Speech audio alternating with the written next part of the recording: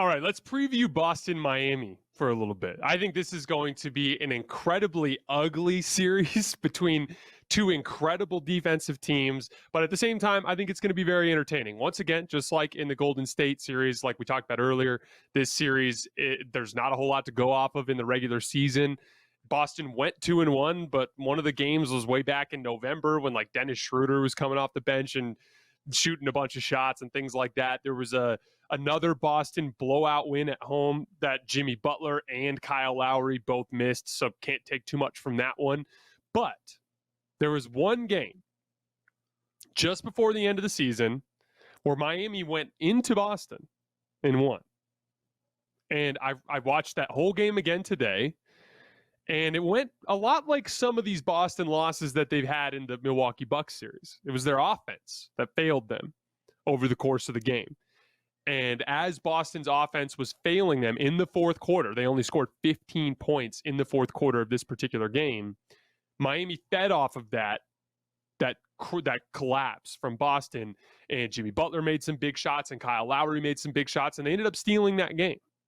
They did a bunch of interesting stuff on defense we'll get to in a minute, but, you know, it was a perfect example of the kind of thing that manifested against Milwaukee. A better, more talented team that loses its offensive identity from time to time, and it causing them to have issues on the defensive end that ended up costing them a game. So we're going to start with Boston and offense. So Miami really switches everything, like really, really switches everything. They, especially in pick and roll, they're not worried about putting Bam Adebayo on any guard in any situation. They're not worried about the likes of Jimmy Butler or Max Strus or Kyle Lowry and their capability to box a person out on a mismatch, you know, in terms of offensive rebounding situations.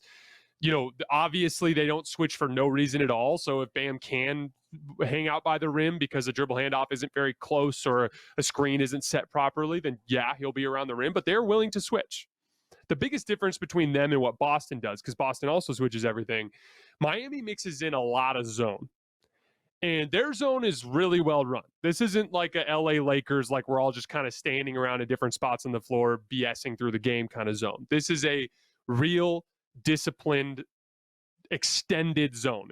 It has like a matchup zone type of feel where if you dribble the ball into the specific area of the zone, whoever's in that zone will apply ball pressure. They are trying to bait you into quick, long threes. And that actually ended up being what cost Boston in this particular fourth quarter that I'm talking about right before the end of the regular season. They ran zone for the most part to start the fourth quarter, and they persistently swung the ball around the perimeter and took bad early threes. And that specifically ended up being what caused the slide that led to the shift in momentum to Miami stealing the game. Boston actually had a lead late in the fourth quarter in that game. So if you have a Miami defense that's going to switch everything, just like, again, if you guys remember, I wanted Milwaukee in Game 7 to switch everything. They did not. They played drop the entire game, especially 37 minutes of Brook Lopez. When Giannis was out there, he was in drop as well. They did not go to the strategy that was proven to stagnate Boston that we saw in the stats. We talked about that at length on the show. This Miami team absolutely will do that. They absolutely will put Boston in situations that will bait them into isolations, that will bait them into bad jump shots, and it will be imperative for Boston to stay disciplined. So we got to look at two things here. How does Boston beat Miami's man, and how does Boston beat Miami's zone? So in the man situation, like we've talked about so much on this show, it's about applying rim pressure. If you are in a man-to-man situation and they're switching screens, so you're not getting easy stuff off of actions, then you have two options. You can score in isolation, or you can collapse the defense in help side and kick to players on the weak side of the floor that can then further attack the closeout, further compromise the defense. That's how you get quality shots and, most importantly, keep all of your players in rhythm rather than stagnant. And so the Jayson Tatum, Jaylen Brown, Marcus Smart, even Derek White, all of those guys are going to have to be very intentional about getting into the seams of that man-to-man defense by beating people off the dribble, which is going to be difficult to do. Miami is a very disciplined defense. All of their players are in great shape. They have a lot of guys that are strong with low centers of gravity that are tough to, punch gaps on, to get a little bit of separation and break through their shoulder and get leverage to get downhill. So it's going to be difficult to do. But as in the moments of this series that they do that, they have more offensive talent and they will have a lot of success, specifically against the zone. And you saw this a lot in the fourth quarter of that game that I'm referencing. When they swung the ball around the perimeter and took threes, they didn't score. When they made a concerted effort to get the ball into the paint, that's when they were able to score. Now, with the zone, you can do it off the dribble. And I'm a big believer, even with the high school kids that I coach, like drive the zone. A lot of times we will run our man offense against the zone just to try to get our guys in the headspace of driving, because zones are designed to try to dissuade you from playing normal basketball. But normal basketball works against zones. And so you can do it driving, but also through passing. Guys flashing to the high post, catching and turning and making reads. In that fourth quarter, Jayson Tatum in particular, when he would catch the ball around the free throw line and turn and make reads, the defense would collapse on him. Bam Adebayo would have to come up from the basket, and that's when things would open up along the back line for layups and dunks and things along those lines. So again, against both Miami's switching man and against Miami's zone, it's going to be incredibly important for Boston to apply rim pressure and to get into the paint. I expect Boston, because of what they've shown us in this playoff run, I expect them to go through extended stretches in this series where they do not perform well offensively, and I think Miami will beat them in those settings. It's one of the biggest reasons I'm going to go into. I'm picking Boston in 6, and I'll explain why. But one of the biggest reasons why I expect Miami to have wins in this series is extended offensive slumps from Boston. So moving over to Miami in offense, I expect them to start Al Horford on Bam. Possibly Robert Williams if he comes back, but as you're seeing, it's the same thing as the Dwight Powell problem. Even with everything that Robert Williams brings defensively, even with everything that he brings as a vertical spacing threat, vertical spacing is just not the same as 5-out spacing. It's just not. And so I would imagine Boston at some point is going to have to think hard about shelving Robert Williams in this series as well, or using him sparingly, especially with how big the likes of Grant Williams and Al Horford are playing. So if they don't play Robert Williams, Al Horford should start on Bam.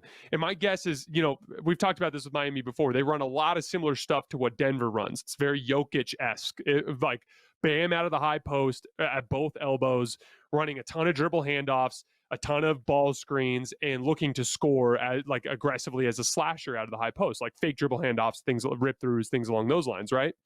So I would imagine Boston will try at first to have Horford stay home on Bam and try to basically make the Boston guards chase everybody over the top. But in this game that I'm referencing right before the end of the regular season, Miami was getting fantastic looks on those dribble handoffs because the guys like Jaylen Brown, the guys like Marcus Smart, they were getting caught on Bam on those handoffs and on those screens. So I think eventually they're going to need to start switching those, and that I think will be Boston's best chance to stagnate Miami. The biggest issue here is Miami does not have a ton of offensive creation in an isolation situation. Bam is good, not great as a scorer.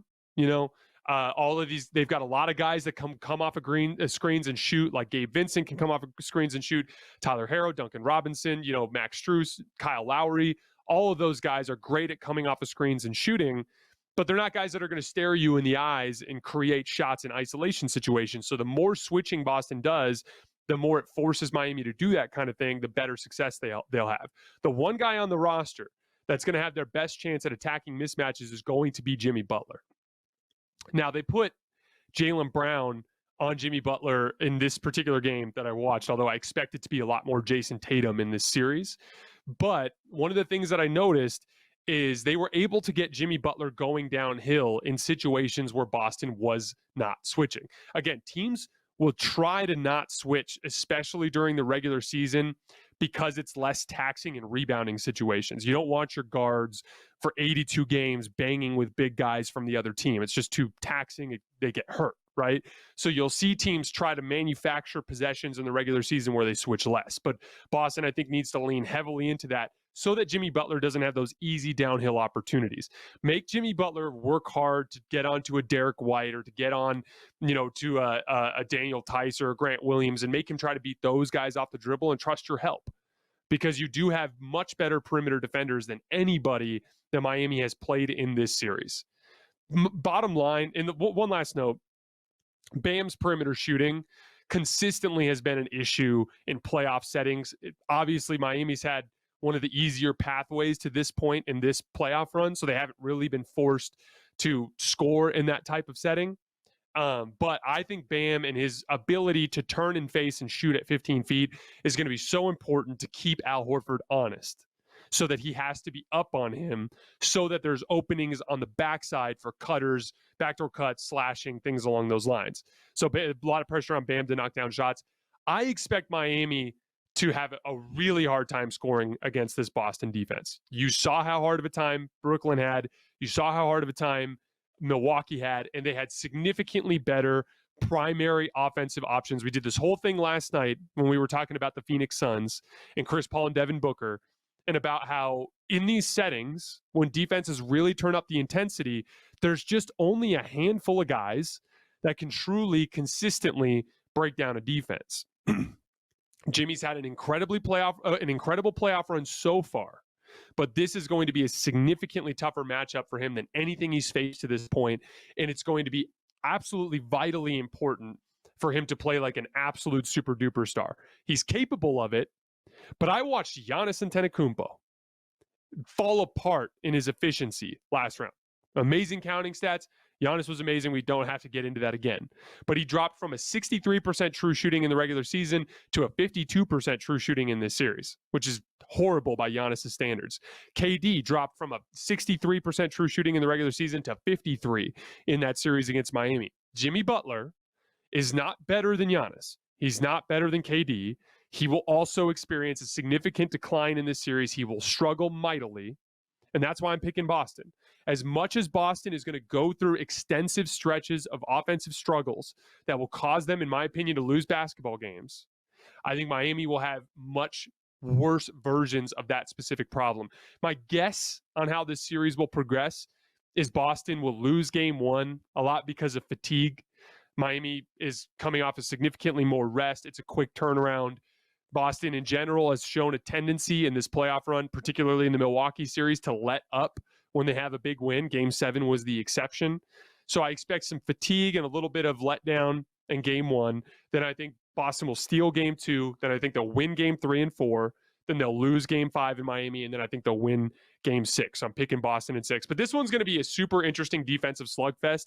And if I was a betting man, if I were you guys and you're spending some time on FanDuel, I would hit the under on every single one of these games. It's going to be an old-fashioned Eastern Conference defensive slugfest.